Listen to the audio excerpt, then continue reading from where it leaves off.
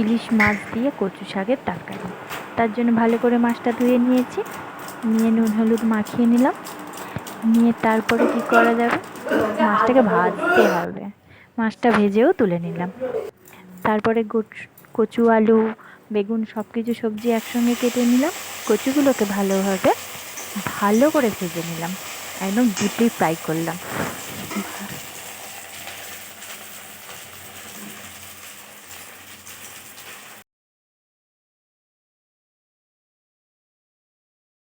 ভালোভাবে ভেজে নিয়ে তারপরে ওর মধ্যে দিয়ে দিলাম আলু আর বেগুন।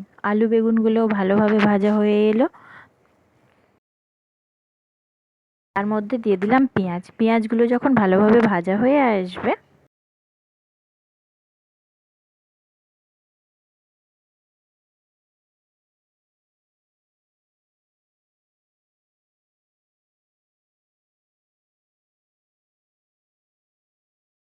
তখন তার মধ্যে দিয়ে দেবো টমেটো। টমেটোমের ওপরে দিতে হবে একটু নুন স্বাদ মতো।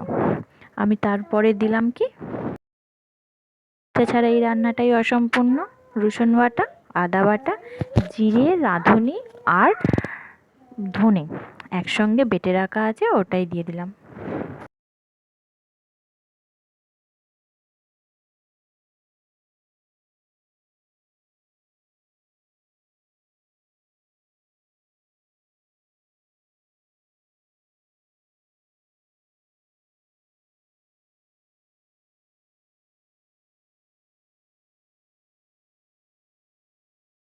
এইভাবে অনেকক্ষণই মশলা কষাতে থাকলাম, সেটা আপনারা দেখতেই পেলেন।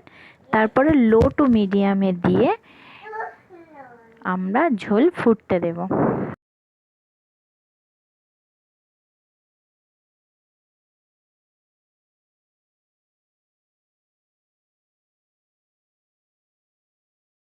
ও তার আগে তো ভুলেই গেছিলাম, হলুদ আর লঙ্কার গুঁড়ো দিয়েছিলাম। আমি কুকমিটটা ইউজ করি, আপনারা কোনটা কে করেন সেটা কমেন্টে জানাবেন।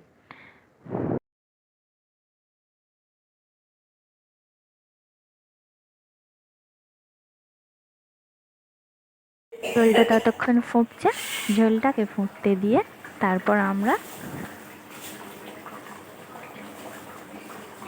একে একে মাছগুলো ছেড়ে নেব। মাছগুলো যখন একটু ফুটে আসবে তারপর আমরা ঝোলটাকে নামাবো। এক্ষুনি কিন্তু নামাবো না, গামাখা গামাখা যখন ঝোলটা হয়ে আসবে তখনই নামাবো। তার জন্য দেখতে হবে আপনাদের পুরো রেসিপিটা। এই যে পুরোটা হয়ে এলো।